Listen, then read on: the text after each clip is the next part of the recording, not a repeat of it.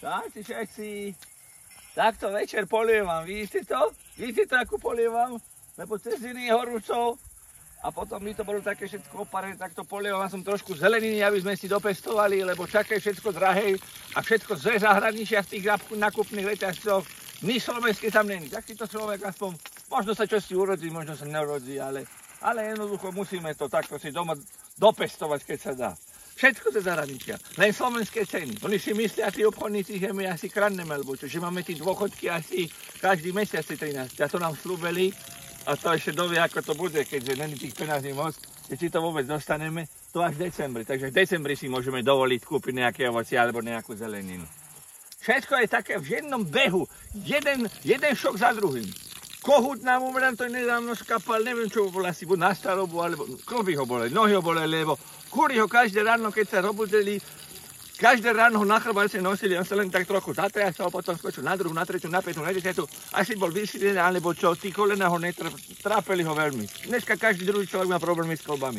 Asi mu vyschli, alebo čo, není už kohúta, není už, ale musíme nejakého zabezpečiť. Však bude by nie ve vzduchu všeličo posýpajú všelijaké vírusy. A viete o tom? Viete o tom, že nový vírus je? Pane Bože, ešte ani televízor o tom nejpraval.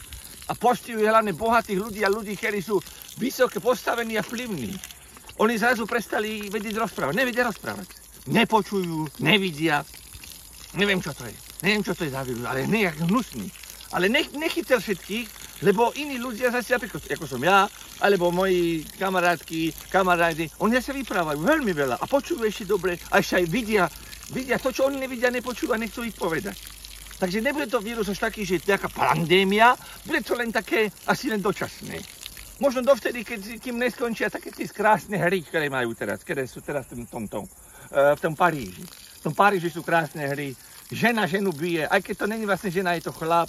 A nakoniec príde možno ako domov ako víťazka, bude ho žena čakať doma toho, vlastne tú ženu či toho muža, lebo sa spolu majú deti, ešte minulé spolu vychovávali, ale teraz už nie, lebo tam si tú tabletku nejakú experimentálnu, tak sa snažil, že sa mu rozpustia tí vajíčka, že sa bude môcť prihlásiť. No a keďže tí, ktorí o tom rozhodujú, mozog nemajú, lebo mozog není vidno, ale keď to nemáte, tak to vidno je, no tak tí to všetko umožnili.